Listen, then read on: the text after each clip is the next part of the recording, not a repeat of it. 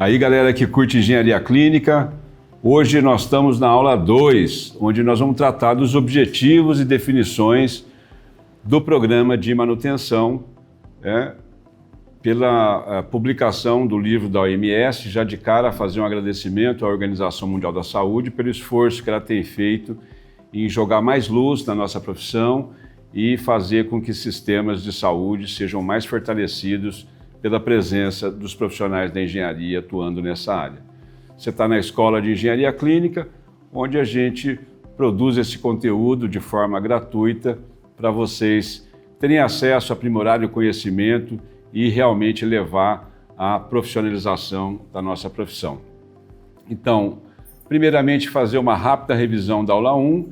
A gente comentou sobre o prefácio do equipamento, mostrando o prefácio do documento, mostrando que a manutenção é um problema global que restringe o acesso à saúde, né? Nós caracterizamos também o que vem a ser equipamento e dispositivo médico, apresentamos vários acrônimos ou abreviações, o sumário executivo, né? As estratégias principais de manutenção, que é a inspeção e a manutenção corretiva, e apresentamos também os tipos de manutenção, a estrutura geral, né, o propósito, e terminamos basicamente com o propósito do equipamento, do documento, que visa estimular e facilitar a implantação dos programas de manutenção em estabelecimentos assistenciais de saúde.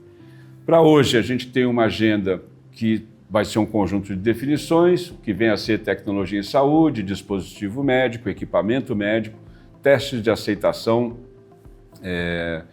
calibração, engenheiro clínico ou engenheiro biomédico, departamento de engenharia clínica, nomenclatura descritiva comum, né, as nomenclaturas, as organizações que estão fazendo, disciplinando as nomenclaturas no mundo todo, a definição de manutenção corretiva, falha, inspeção. Tá? Então, o objetivo geral é o mesmo da primeira aula, ou seja, ensinar, que vocês possam aprender e aprimorar os programas de manutenção de equipamentos médicos e aprender a desenvolver boas práticas de planejamento, gerenciamento de tecnologias em saúde. Especificamente, conhecer as definições mais relevantes do programa de manutenção em nível global, criar um vocabulário específico, isso é muito importante, para aprender a se comunicar internamente, né, com seus próprios parceiros, né, os seus pares, né, e também entender um pouco mais sobre a comunicação em nível internacional. Bom, os principais termos usados aí na discussão sobre manutenção são tecnologia em saúde, que a gente comentou, que é a aplicação do conhecimento científico organizado, né, para aplicação à prática, né, e ela envolve também não só os equipamentos médicos, mas os procedimentos médicos, a estrutura organizacional, os medicamentos, enfim, que são usados para o cuidado com a saúde. Outro tema importante é o que vem a ser o dispositivo médico, ou medical device. Há uma diferença entre o que é equipamento médico e o dispositivo médico.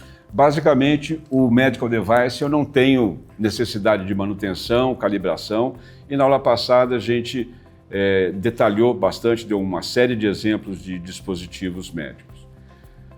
Seguindo aqui, o equipamento médico, esse sim, já requer calibração, manutenção, reparo e treinamento de usuário, e normalmente é a gente, né, o pessoal aí que curte engenharia clínica, o pessoal da área técnica que está atuando nos hospitais, né? Também falamos que o equipamento médico é utilizado para fins de diagnóstico e tratamento de doenças ou reabilitação, né, de função de doenças, né, o sistema locomotor, por exemplo. Ele pode ser utilizado sozinho, em conjunto com alguns acessórios. Tem alguns equipamentos que só fazem sentido com outros, né? Por exemplo, o rack de anestesia, aliás, o rack de videocirurgia só faz sentido com a mesa cirúrgica, com o aparelho de anestesia, então alguns deles trabalham em conjunto, né? E que os equipamentos médicos, eles excluem os dispositivos medical devices implantáveis, descartáveis ou de uso único. Outra definição aqui que é o teste de aceitação. O teste de aceitação é o conjunto de inspeções que eu realizo com o equipamento antes de botar ele em marcha. Ou seja, eu tiro o equipamento, instalo ele, faço os testes de aceitação. Se ele passa nos testes de aceitação, ele está pronto para ser utilizado.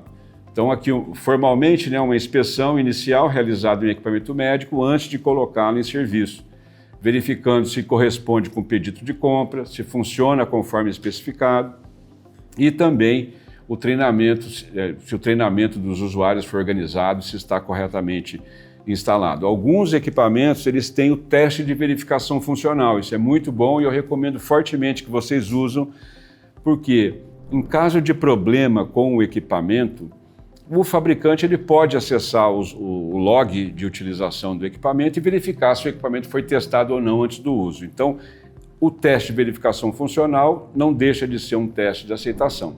Tá? E também, vamos dizer, é importante, né, se tiver disponível, que esse equipamento seja inserido no software de gestão de engenharia clínica ou no CMMS para passar a contar toda a sua vida, todas as intervenções, todas as atividades que forem realizadas no equipamento durante a sua vida útil. Depois vem o conceito de calibração. Calibração, pessoal, é comparar, tá certo? Então, se eu for calibrar uma trena, por exemplo, uma régua para medir a altura de paciente, eu vou ter um padrão de 1 metro e vou comparar por lado a lado e verificar se tem um erro. Isso eu faço com temperatura, com pressão, várias grandezas eu posso calibrar. Então, calibrar nada mais é do que comparar um valor com um padrão de referência.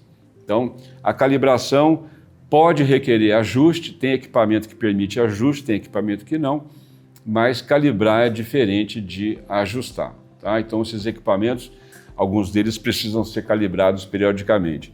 E eu já quero dizer o seguinte, que só eu aqui tenho 37 anos de experiência nessa área e eu vi esses avanços tecnológicos. Então hoje os equipamentos, né, praticamente não se descalibram, são muito fiéis na reprodução dos resultados que eles fazem.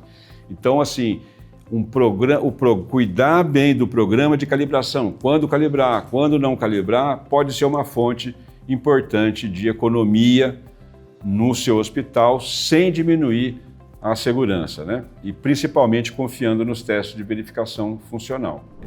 Lembrando aqui, né, que, por exemplo, a gente pode aplicar isso em eletrocardiógrafo, balança, oxímetro, toda a gama, ventilador pulmonar, desfibrilador, aparelho de anestesia, todos eles a gente pode fazer o procedimento de calibração.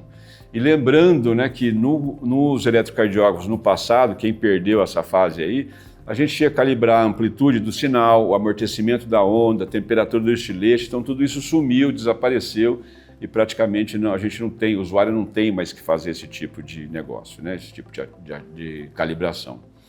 Tem uma definição de engenheiro clínico aqui, tem vários, eu gosto muito da definição do American College of Clinical Engineering, que aqui está dizendo que é o profissional que apoia e desenvolve os cuidados dispensados ao paciente, aplicando conhecimentos de engenharia, e habilidade, conhecimento de engenharia teórico e prático, né? E habilidade gerencial na gestão de tecnologias em saúde. E nesse livro, na verdade, ele foca mais no termo engenheiro biomédico. O termo Biomedical Engineering, ele está mais difundido no mundo do que aqui no Brasil. Aqui no Brasil a gente tem uma difusão maior do termo engenheiro clínico, mas se olhando no livro, ele define o engenheiro biomédico e coloca ali os sinônimos. Então, engenheiro médico, engenheiro biológico, engenheiro clínico, são termos que são usados ao longo do mundo e envolvem o mesmo conceito, né? Agora, embora a engenharia clínica seja uma especialização da engenharia biomédica, os termos são usados de forma intercambiável. Aqui no Brasil, a engenharia clínica é mais conhecida do que a engenharia biomédica, mas a engenharia biomédica, com o tempo, ela já está ocupando o seu lugar no mercado e as pessoas vão entender melhor, saber diferenciar mais o que é um engenheiro clínico, o que é um engenheiro biomédico. A engenharia clínica é um dos eixos de atuação do engenheiro biomédico. Também nós temos aqui uma definição de departamento de engenharia clínica, equipe responsável pela gestão e manutenção dos equipamentos. Ela pode ser chamada de departamento de engenharia clínica, departamento de manutenção de equipamentos médicos, unidade de gestão de equipamentos médicos ou serviço de engenharia clínica. E eu recomendo fortemente a gente usar a palavra engenharia. Manutenção é parte da engenharia. A engenharia é o todo e manutenção é a parte dela. Quem tem manutenção no organograma recebe manutenção. Quem tem engenharia recebe, além da manutenção, todo um conjunto de atividades da engenharia ou seja, você tem um serviço por inteiro. Seguindo aqui, existe uma nomenclatura, várias nomenclaturas, né, para a gente tratar os equipamentos, se referir aos equipamentos. A mais antiga delas que eu conheço é o UMDNS, que é Universal Medical Device Nomenclature System, que foi proposto pelo ECRI, que é um outro acrônimo de Emergency Care Research Institute, que foi criado pelo Dr. Joel Nobel, que também já faleceu. Eu conheci ele pessoalmente também, é um conjunto de instrumentos excelentes que a gente no curso vai mostrar para vocês também.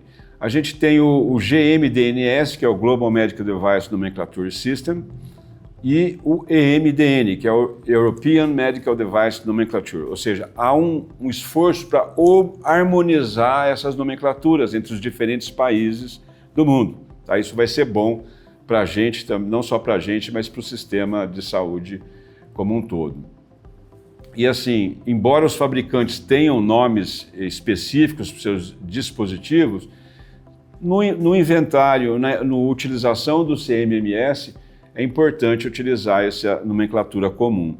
E aí já vai uma dica para o pessoal que produz, que fabrica o CMMS, para adotar uma dessas nomenclaturas para facilitar a vida, né, da gestão dos equipamentos. E aqui tem um exemplo, né, do ECRI, né, que ele tem aqui, por exemplo, para autoclave, ele coloca aqui Sterilizing Units, ou unidades de esterilização, Steam, vapor, Tabletop, que seria autoclave de mesa.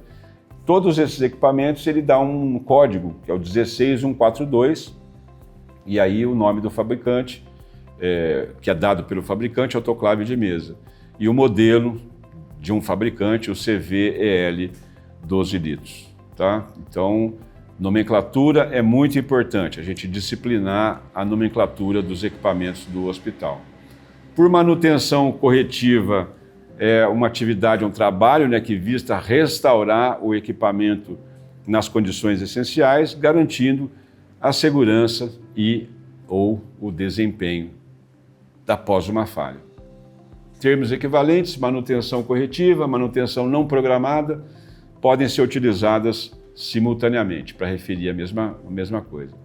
Uma falha, o que é uma falha? É uma condição que o desempenho, é uma condição em que o desempenho ou requisitos de segurança não são atendidos, ou uma violação da integridade física. Por exemplo, o desfibrilador.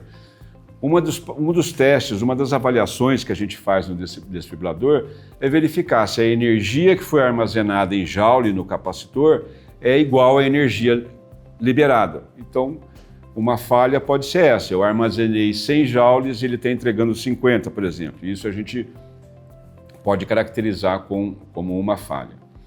Uma falha também, ela é corrigida por meio de reparo, com ou sem troca de peça, podendo necessitar ou não de uma calibração. A inspeção são atividades em geral programadas para verificar se o equipamento está funcionando. Aí tem vários graus de profundidade, a gente vai mostrar alguns para vocês. Os tipos de inspeção podem ser a inspeção de segurança, a inspeção de desempenho, inspeção de segurança, realizada na manutenção preventiva, na manutenção corretiva ou na calibração. Ou pode ser uma atividade independente que você, no seu planejamento, você pode, por uma razão ou outra, eleger essa atividade como uma atividade independente, não associada com uma manutenção corretiva. Um exemplo aqui é o IPM do ECRI, né? O ECRI oferece uma ferramenta, poucas pessoas conhecem. Eu me lembro de ter perguntado para o Bob Morris, que foi um professor meu, eu falei, Bob, quanto que você gasta com ECRI por ano? Lá nos Estados Unidos. Ele falou, eu gasto uma média de $12 mil por ano. E para nós aqui brasileiros é uma realidade diferente, né? Eu falei, nossa, mas isso é muito alto. Ele falou, Lúcio, eu economizo muito mais de $150 mil por ano utilizando o ECRI. Então o ECRI é uma ferramenta que a gente tem que conhecer e, na medida do possível, adotar, né? Eu conheço vários hospitais aqui que adotam essa documentação como parte do conhecimento e treinamento da equipe interna. Então, aqui um exemplo que a gente trouxe para vocês do IPM do ECRI. Em geral, ele tem aqui para vários tipos de equipamento. Aqui eu vou dar um zoom aqui para vocês verem. Tem vários: anestesia, cama elétrica, laser cirúrgico, diálise peritoneal, evacuador de fumaça, esfígma. Tem uma gama de equipamentos, né, que é tratado. Aqui é um exemplo do aparelho de anestesia, tá? Então ele dá uma visão geral no aparelho, depois, aqui faz parte da visão geral, né?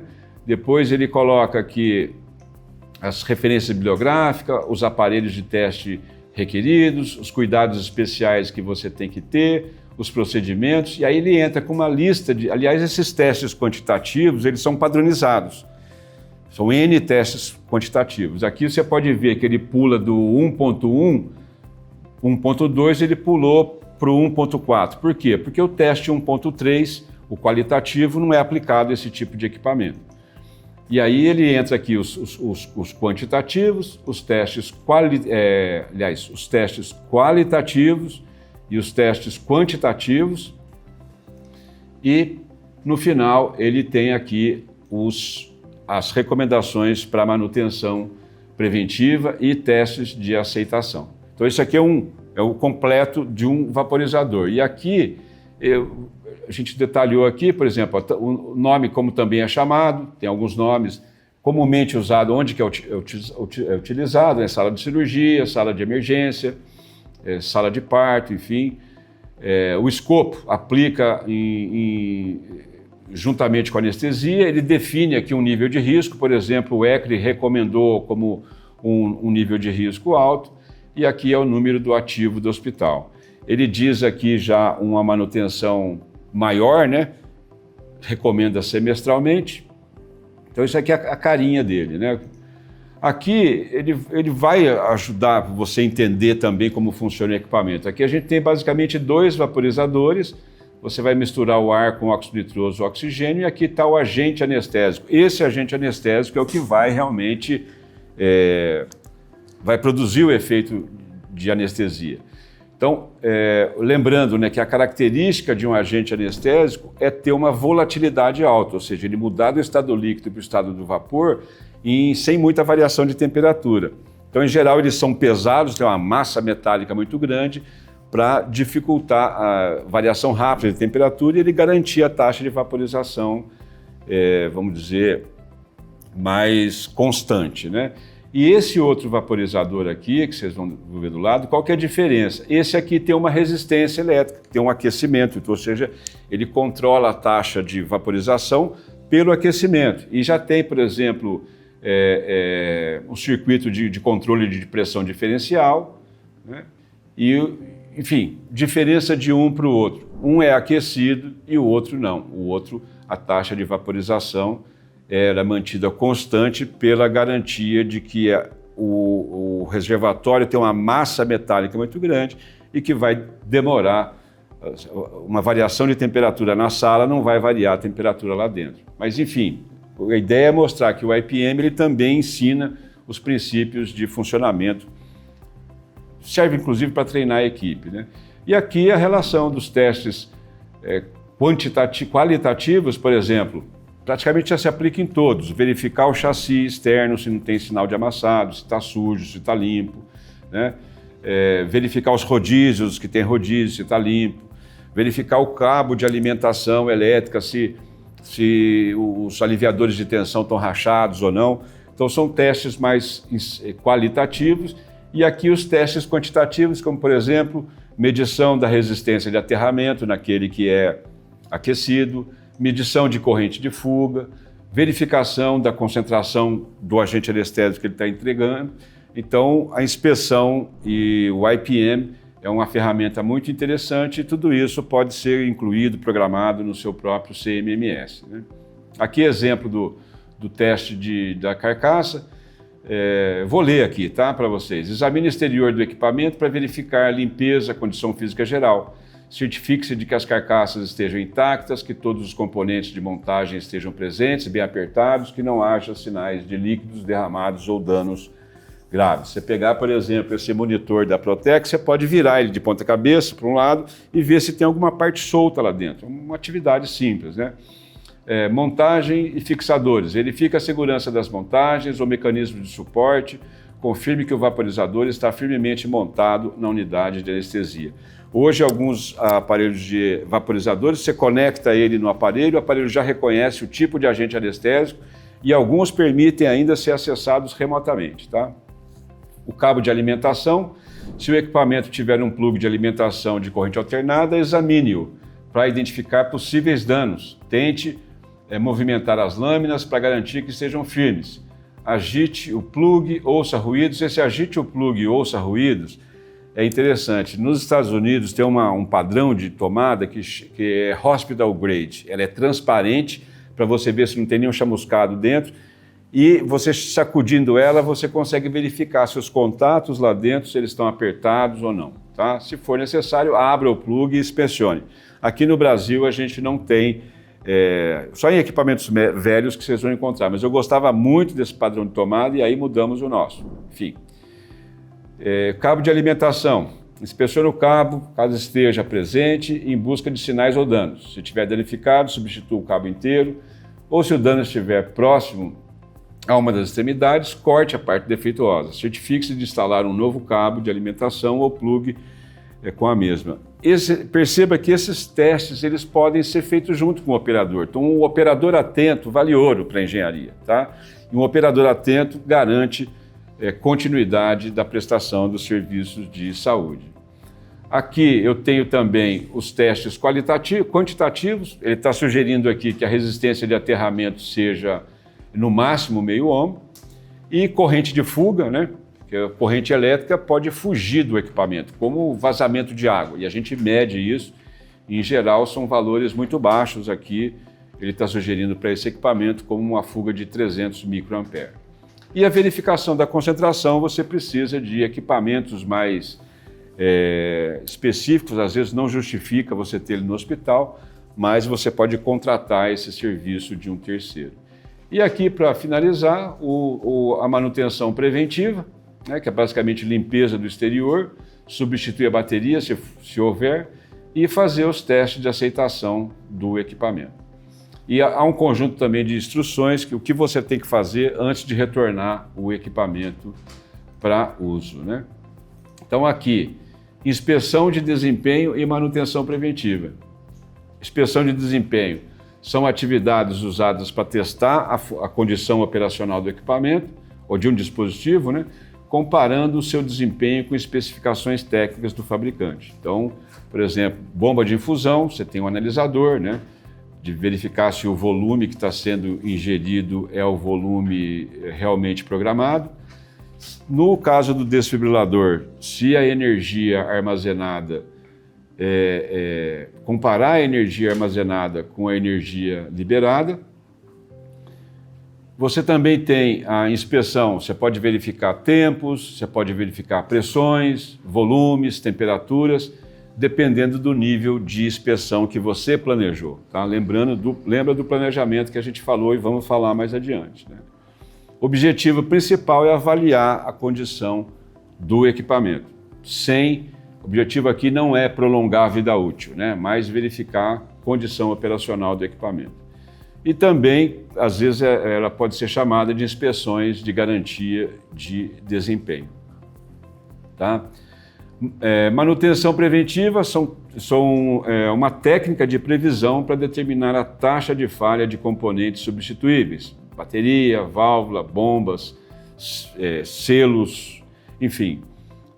A preditiva, quem faz preditiva hoje, no meu entender, são os equipamentos de grande porte nos hospitais. Você imagina uma empresa que vendeu tomógrafos no mundo inteiro, tem 200, 400, 500 tomógrafos espalhados no mundo inteiro e ela está acessando esse equipamento através de uma VPN, por exemplo, dedicada exclusivamente a esse equipamento. Então ela coleta centenas de dados desse equipamento e baseado nos históricos de equipamentos que foram instalados primeiro, ela consegue predizer com segurança quando que um equipamento vai quebrar. Então ela consegue parar esse equipamento antes que ele quebre. Eu tenho um irmão que é engenheiro também, e ele trabalhou muitos anos na Itaipu Binacional, no departamento de manutenção, no laboratório do departamento de manutenção. E ele fazia monitoramento preditivo das turbinas da usina. Então, assim, ele conseguia, com as informações que ele obtinha, parar uma máquina de forma planejada. Então, eu falava, daqui 200 horas nós vamos parar a máquina 12, por exemplo. Então, a paralisação era planejada, você não parava de perder geração de energia. Então, a preditiva eu vejo mais nos equipamentos de grande porte e elas fazem até mais sentido nos equipamentos de infraestrutura, né, de hospital, como máquinas de lavanderia, elevadores, compressores, bombas de vácuo, esse tipo de atividade. É mais custosa e requer conhecimento, tá? Requer um conhecimento técnico aprofundado. No caso desse meu irmão, por exemplo, ele é mestre e doutor em vibrações mecânicas. Ele é engenheiro eletricista e fez mestrado e doutorado em vibrações mecânicas, ou seja, não é só... precisa de conhecimento técnico. Isso que os administradores precisam de entender. A equipe precisa existir e precisa ser uma equipe boa, né, comprometida, né? O objetivo principal é definir o momento da parada, né? Ou os intervalos de manutenção. Quando parar um equipamento, não parar por quebras, né? Então, deixa eu voltar aqui, ele é principalmente aplicado em instalações com muitos dispositivos médicos de um único fabricante ou modelo. É o caso mais comum que eu vejo, é o trabalho que o fabricante faz de monitorização dos seus equipamentos. A preventiva, o objetivo é prolongar a vida útil do dispositivo, prevenir falhas, e ela é programada com intervalos específicos, ou seja, bons programas de manutenção preventiva, eles permitem você estender esse intervalo. Às vezes não faz sentido você fazer preventiva semestral por 5 anos, sendo que todos os períodos que você fez de manutenção você não encontrou nada, então você pode aumentar para 6 meses, 7 meses, 1 ano. Então a coisa é flexível, né? Então ela pode envolver lubrificação, limpeza, substituição de peça com desgaste, procedimentos, né, são definidos pelo fabricante. Aqui tem um ponto importante, o fabricante ele sempre define. O fabricante não sabe que condição você vai usar o equipamento dele. Eu vou fazer um exemplo do carro, que é mais fácil para as pessoas entenderem. Por exemplo, troca de amortecedor de carro, em geral, é com 60 mil quilômetros rodados. Eu sempre falo que eu tenho uma Tucson, que eu gosto desse carro, acho ele robusto. É um carro para 5 pessoas e um porta-malas muito grande. Agora, eu só uso esse carro na cidade, praticamente sozinho. Poucas vezes eu viajo em família com esse carro, né? Mas eu gosto de ter esse carro, porque se precisar levar carga, eu consigo levar carga com ele. Então, a vida útil do amortecedor não vai ser 6 meses. Agora, se eu pegar essa Tucson, carregar com 5 pessoas, e carregar o porta-malas e andar em estrada de terra, provavelmente eu vou ter que trocar até antes de 6 meses. Então, assim, lembra que o fabricante ele define esses intervalos sempre nas piores condições do equipamento, tá? Mas seguir a recomendação do fabricante é o primeiro passo que você faz para ir ajustando o seu plano de manutenção preventiva. Outra forma de se referir a ela é a manutenção preventiva ou programada. Também temos aqui a definição do reparo. O reparo, né, você pegar as atribuições do engenheiro, de acordo com a resolução 218 do CREA, né, ou a que substituiu ele, você vai ver que o reparo é sinônimo de manutenção e é mencionado em 3 tópicos das 18, ou seja, o reparo é uma das atividades da engenharia, não é a engenharia em si, e ela visa restaurar a integridade física, a segurança e ou desempenho do equipamento após uma falha. As inspeções de segurança, aliás, né, uma outra forma, o reparo também, como eu disse, ele é usado de forma intercambiável com o termo de manutenção corretiva. Aí vem as inspeções de segurança, que são realizadas normalmente para garantir que o dispositivo esteja seguro eletricamente, mecanicamente, incluindo as verificações de segurança, por exemplo, contra radiações ou poluentes perigosos. A gente viu na pandemia, no Covid, era uma doença transmissível via ar. Então, o ar que o paciente exala, se ele não estava usando o filtro, né, para esse descarte, né, pode ser um poluente perigoso. Então, comparações, né, os resultados das inspeções são comparados com padrões do fabricante, padrões nacionais, regionais ou a própria especificação do fabricante. Essas inspeções elas podem ter uma frequência definida, planejada, que é o que eu disse, eu recomendo que você comece com a do fabricante e conforme você vai executando, você vai achando o ponto onde é economicamente viável você manter aquela frequência. Frequências muito altas, não tenha dúvida, que aumenta a segurança, mas aumenta o custo também, né? E lembrando, dependendo do tipo de inspeção, você pode acabar introduzindo um problema no equipamento, que você não esperava. Então, pessoal, essa aula foi uma aula mais curta, uma aula mais objetiva. Algumas das definições que a gente colocou aqui, a gente já tratou na primeira aula, mas faz parte, tá? Lembrando que essas definições, às vezes elas podem não estar alinhadas com as definições que você utiliza, mas é importante ter em mente que esse livro foi escrito para o mundo, principalmente para os países de média e baixa renda. E na próxima aula, a gente vai tratar de alguns aspectos, como, por exemplo, o planejamento, né? A parte do planejamento tecnológico, o inventário, a importância do inventário, né? Aquele prontuário que a gente tem que ter dos equipamentos para garantir rastreabilidade e tudo mais, né? Os recursos, né, que são necessários para eu implantar um bom programa de manutenção. Vamos falar sobre os recursos físicos, sobre os recursos financeiros, a gente tem que aprender a falar de dinheiro. Aliás, a gente tem vídeos no canal falando sobre grana. É importante, porque no começo a gente precisa de ser um bom técnico, conhecer bem o funcionamento dos equipamentos, conhecer o princípio de funcionamento, saber como operar o equipamento. Conforme você vai subindo na escala da profissão, você tem que aprender a falar de pessoas, tem que aprender a falar de grana, tá certo? Então, a gente vai tratar isso na próxima aula. E, de novo, se você ficou com dúvida, lembrando que a gente tem as lives, né? Uma live por mês para tirar dúvida. Se puder mandar as dúvidas de forma antecipada, a gente pode cuidar melhor da sua resposta, fazer uma resposta mais completa para te ajudar, né? Pedir para você recomendar para os seus colegas o curso, né? Se inscrever, aproveitar, se inscrever no nosso canal, seguir a gente nas mídias sociais aí, que são várias, né? A gente está lá no YouTube, no Instagram, no Linktree tem uma boa explicação das nossas atividades, no Facebook, no LinkedIn e no Twitter, que é um espaço mais difícil de obter seguidores. Ali é mais hard mesmo. Então eu quero agradecer agora os apoiadores dessa iniciativa.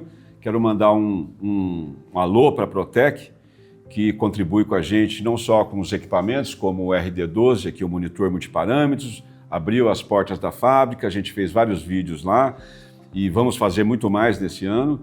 Agradecer também a Blue Health, que é uma empresa que representa uma empresa multimarcas, né? Representa várias marcas importantes aqui no país, que também vai contribuir com equipamentos, com acesso a informações, ao stand de equipamentos.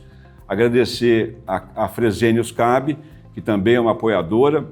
Da mesma forma, vai permitir acesso a conteúdos técnicos de alta qualidade para a gente poder ensinar vocês. E a Leica, que é fabricante de microscópios cirúrgicos, microscópios de laboratório. Enfim, tem uma gama de conhecimentos e conteúdos na área de ótica. Queria lembrar que a gente está aberto a novos apoios, né? Nós vamos ter várias aulas e precisamos desse apoio. Quanto mais tecnologias a gente tiver para mostrar durante esse programa e nas nossas lives, melhor para todo mundo. Então é isso aí. E no mais, muito obrigado pelo seu tempo. Valeu!